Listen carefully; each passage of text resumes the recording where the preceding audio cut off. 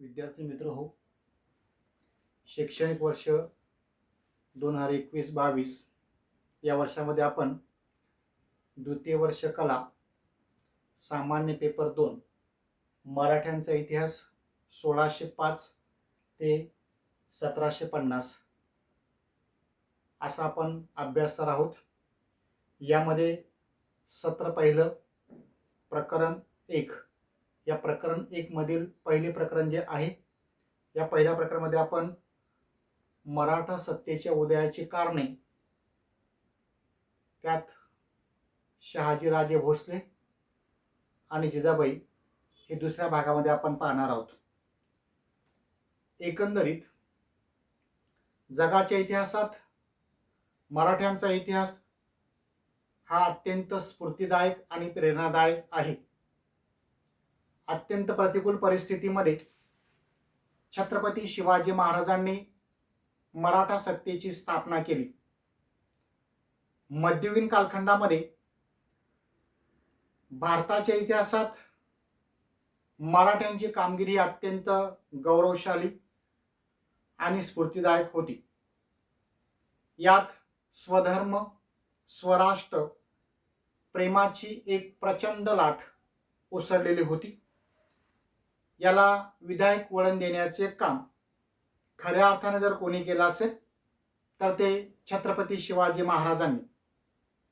मराठा सत्तेचा उदय ही एकाएकी घडलेली घटना नसून, अथवा जंगलाला ज्याप्रमाणे आग लागते त्याला आपण वणवा म्हणतो, हा वणवा नसून तत्कालीन महाराष्ट्राची असलेली परिस्थिती आणि शिवाजी महाराजांचे लाभलेलं नेतृत्व, त्याबरोबरच राजमाता जिजाबाई आणि शहाजीराजे भोसले यांनी दिलेली शिवाजी महाराजांना शिकवणूक, हे सर्व पार्श्वभूमी महाराष्ट्रात मराठी सत्तेचा उदयास कारणीभूत झालेली आहे.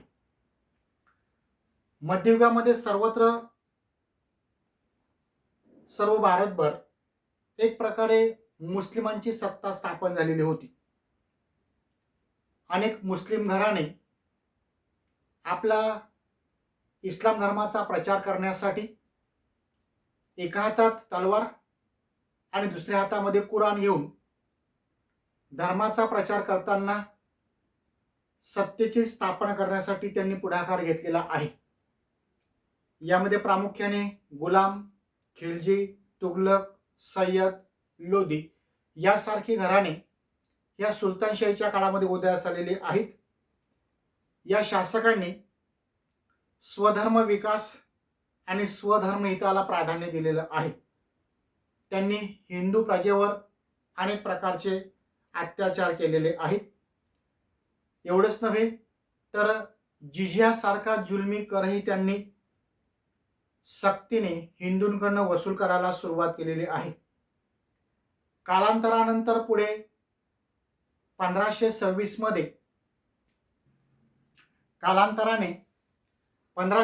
मध्ये पहिलं पानिपतचे युद्ध बाबराने जिंकले आणि त्यातून दिल्लीमध्ये मोगल घराण्याची सत्ता स्थापन झालेली आहे. या मोगल शासकांनी सुद्धा सुलतानशाहीच्या शासकांप्रमाणेच आपला कित्ता गिरवलेला आहे. परिणामी एक प्रकारे साधारणपणे या देशामध्ये जवळपास 500 वर्षापेक्षा जास्त काळ या मुस्लिम शासकांनी आणि इस्लाम धर्मीय शासकांनी केलेली सत्ता ही दिसून येते. परिणामी या 500 वर्षाच्या काळामध्ये प्रजा दुःखी आणि दारिद्र्यात बुडालेली होती. विशेषतः करून या व्यतिरिक्त भारत हा शेतीप्रधान देश असल्यामुळे वारंवार दुष्काळही पडत होते. अशा बिकट परिस्थितीमध्ये महाराष्ट्रामध्ये मराठा सत्तेचा उदय होणे हे महाराष्ट्रीयन प्रजेच्या दृष्टिकोनातून अत्यंत महत्त्वाची घटना होती. समाजाला स्वधर्म स्वराष्ट्र रक्षणाच्या विचारांची प्रेरणा देऊन त्यांना प्रेरित करून या समाजाला नेतृत्वाची गरज होती आणि तीच गरज खऱ्या अर्थाने छत्रपती शिवाजी महाराजांच्या रूपाने उदयास येऊन त्यांनी पूर्ण केलेले आहे. 17व्या शतकात जरी मराठ्यांची सत्ता स्थापन झाली असली तरी त्याची पार्श्वभूमी मात्र प्रारंभापासूनच तयार झालेली दिसून येते. तत्कालीन महाराष्ट्रामध्ये जी मराठा सत्तेचा उदय झालेला आहे, या मराठा सत्तेच्या उदयाला अनेक कारणं कारणीभूत आहेत. यामध्ये प्रामुख्याने महाराष्ट्राची भौगोलिक परिस्थिती, राजकीय परिस्थिती, सामाजिक, धार्मिक आणि आर्थिक परिस्थिती ही सर्वात मोठ्या प्रमाणात कारणीभूत ठरलेली दिसून येते. अशा या मराठा सत्तेच्या उदयाची कारणं पाहत असताना एकंदरीत महाराष्ट्रामध्ये 17व्या शतकामध्ये मराठा सत्तेचा उदय झालेला आहे. याविषयी इतिहासकारांमध्ये मतभेद असून मराठ्यांच्या इतिहासाचा अभ्यास करणारा आद्य इतिहासकार ग्रँडप याने 1826 मध्ये मराठ्यांचा इतिहास हा ग्रंथ लिहिलेला आहे आणि या ग्रंथामध्ये मराठा सत्तेचा उदय म्हणजे सह्याद्रीच्या डोंगर रांगेला लागलेला हा एक मोठा वणवा होता. तर ग्रँडपचं हे मत भारतीय इतिहासकार विचारवंत महादेव गोविंद रानडे यांनी खोडून काढलेला आहे. त्यांनी मराठी सत्तेचा उदय या ग्रंथामध्ये ग्रँडपचं मत खोडून काढलेलं आहे. मराठी सत्तेचा झालेला उदय हा सह्याद्रीत अचानक पेटलेला वणवा नसून गेल्या 400-500 वर्षापासून विकसित झालेल्या परिस्थितीचा तो एक परिपाक होता. शिवाजी महाराजांच्या जन्माच्या काळात मराठी प्रदेशामधील सामाजिक, धार्मिक, राजकीय परिस्थिती हे परिवर्तनातून घडून आलेलं आहे. मराठी माणूस हेच स्वराज्याच्या चळवळीचे प्रेरणास्थान होते. मराठी माणसाला जागृत करण्याचं खरं कार्य संतांनी केलेलं आहे आणि एक प्रकारे संतांनी दिलेली शिकवण ही एक प्रकारे महाराष्ट्रामध्ये मराठा सत्तेच्या उदयाला कारणीभूत ठरलेली आहे. अशा या मराठा सत्तेच्या उदयाची कारणे पुढील प्रमाणे आपण पाहणार आहोत. यातलं पहिलं महत्त्वाचं कारण म्हणजे महाराष्ट्राची असलेली भौगोलिक रचना किंवा भौगोलिक स्थिती. विशेषतः करून ज्याप्रमाणे संपूर्ण देशाला निसर्गतःच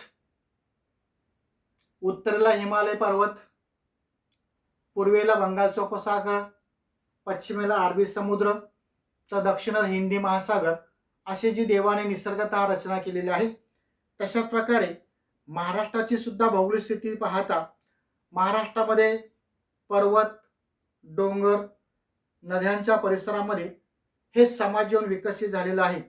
यामध्ये सह्याद्री, विंध्य, अरवली, सातपुडा या पर्वतरांगांची उंच अशी शिखरे, घनदाट अरण्य, यामध्ये अवघड असे किल्ले तयार करण्यात आलेले आहेत. त्यात प्रचंड पर्जन्यमान हिंस्र प्राणी अशा निसर्गाच्या सानिध्यामध्ये यात मराठी माणसाचं वास्तव्य होतं. महाराष्ट्राच्या भौगोलिक दृष्टीने विचार केला तर कोकण, घाटमाथा, विदर्भ, मराठवाडा, बागलाण अशी भौगोलिक रचना या घाटमाथ्यामुळे निर्माण झालेली आहे. यामध्ये या महाराष्ट्राला सुपीक करण्याचं सर्वात महत्त्वाचं काम जर कोणी करत असेल तर कृष्णा, गोदावरी, भीमा, मुळा, मुठा, तापी, पांझरा यासारख्या नद्या त्यांचा झालेला या पर्वतरांगेतून उगम यामुळे उत्तरेकडून आक्रमण थोपवण्याचं कार्य या पर्वतरांगांच्या माध्यमातून झालेले आहे आणि त्यामुळेच इस्लामी सत्तेला प्रचंड सामर्थ्य असून देखील या प्रदेशामध्ये प्रवेश करताना यश मिळवता आलेलं नाही आणि यामुळेच अशा या भौगोलिक परिस्थितीच्या फायद्यानेच महाराष्ट्रामध्ये मराठी सत्तेचा उदय झालेला दिसून येतो. यानंतर दुसरा मुद्दा म्हणजे मराठ्यांची राजकीय पार्श्वभूमी. प्राचीन महाराष्ट्रातील आपण जर इतिहास पाहिला तर या भारतामध्ये सातवाहनांसारखे एक वैभवशाली घराणं नावारूपाला आलेले होते. त्यानंतर त्यांनी कंधार, पैठण, नाशिक, देवगिरी असा हा भागामध्ये आपली सत्ता स्थापन केली होती. अशा या प्राचीन काळातील राजधानीचे शहरे ऐतिहासिक साक्ष देणारी महत्वाची अशी शहरं म्हणून मानले जातात. भारतात इंग्रजांनी जेव्हा सत्ता स्थापन करण्यासाठी एक प्रकारे प्रयत्न केला, तर अशा या सत्ता स्थापनेच्या अडचणीमध्ये मराठी एक प्रमुख कारणीभूत ठरलेले आहेत. विशेषतः करून त्या अगोदर एक प्रकारे दक्षिणेमध्ये आदिलशाही, निजामशाही, कुतुबशाही, इमादशाही आणि बरीदशाही यासारख्या शाह्या या उदयास आलेल्या आहेत. आणि अशा या सुलतानांच्या काळामध्ये या शाह्यांच्या दरबारी मराठे आपल्या पराक्रमाची शर्त करून त्यांचं वर्चस्व गाजवण्याचा प्रयत्न करीत असत. एकमेकातील वैमनस्यामुळेच सुलतानांनी हिंदू धर्मियांना अधिक सन्मानाने वागवले, त्यांना धार्मिक सवलती दिल्या, पदवी दिल्या, जहागिऱ्या देऊन मराठ्यांचा गौरव केलेला आहे. यामध्ये प्रामुख्याने आदिलशाहीच्या साम्राज्यामध्ये जावळीचे मोरे, फलटणचे निंबाळकर, सावंतवाडीचे सावत, दफडे, माने, शिर्के, गुर्जर, महाडिक, भोसले यासारखे अनेक नामवंत सरदार या शाह्यांच्या दरबारी आपल्या पराक्रमाची शर्त करत असत आणि त्यांच्या या शाह्या वाढवण्याचा प्रयत्न करीत होते. निजामशाहीमध्ये प्रामुख्याने लखुजीराव जाधव यांना सिंदखेड, बुलढाणा जिल्ह्यातील सिंदखेड राजा या ठिकाणची जहागिरी देऊन 10,000ची मनसबदारी मिळाली होती. आणि याच राज्यात भोसले घराण्याचा उदय होऊन या भोसले घराण्याच्याच माध्यमातून पुढे मराठा सत्तेचा उदय झालेला दिसून येतो. यानंतर पुढचा मुद्दा म्हणजे मराठ्यांचे स्वभाव वैशिष्ट्य. मराठ्याची सत्ता ज्या भागामध्ये आलेली आहे तो भूभाग डोंगराळ दऱ्याखोऱ्यांनी व्याप्त होता.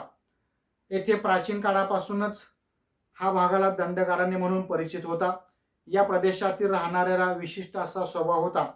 येथील लोक स्वाभिमानी, भांडखोर वृत्तीचे असले तरी उपकारकर्त्याची जाण ठेवणारे होते. त्याग, विश्वासघातकी व्यक्तींचा सूड घेण्याची भावना त्यांच्या अंगी होती. मराठी माणूस हा अत्यंत साधा, मध्यम उंचीचा, शरीरयष्टी सुद्धा साधी होती. परंतु कष्ट करण्याची प्रवृत्ती, काटकपणा, चपळता, धाडस, चिवटपणा यासारखे विशेष गुण त्याच्या अंगी असल्यामुळे डोंगराळ प्रदेशाच्या सानिध्यात राहून आत्मनिर्भरता, धर्म सहिष्णुता, स्वातंत्र्याची आवड यासारखे गुणांचा विकास होऊन त्यातूनच महाराष्ट्रामध्ये मराठी सत्तेचा उदय झालेला दिसून येतो. यानंतर पुढचा मुद्दा म्हणजे समान भाषा. महाराष्ट्रातील विविध भौगोलिक भागातील लोकांची भाषा ही मराठीच आहे. एक प्रकारे कबीराने म्हटलेलं आहे की कोस कोस पे बदले पाणी, 12 कोस पे बदले वाणी. पण भौगोलिक दृष्ट्या वेगवेगळ्या भागामध्ये आपली बोलीभाषा वेगळी असली तरी सुद्धा या संपूर्ण महाराष्ट्रामध्ये मराठी ही एकच भाषा सर्वांसाठी उपयुक्त असल्यामुळे अशा या मराठी भाषेमुळे सामाजिक ऐक्य निर्माण होण्यास मदत झालेली आहे.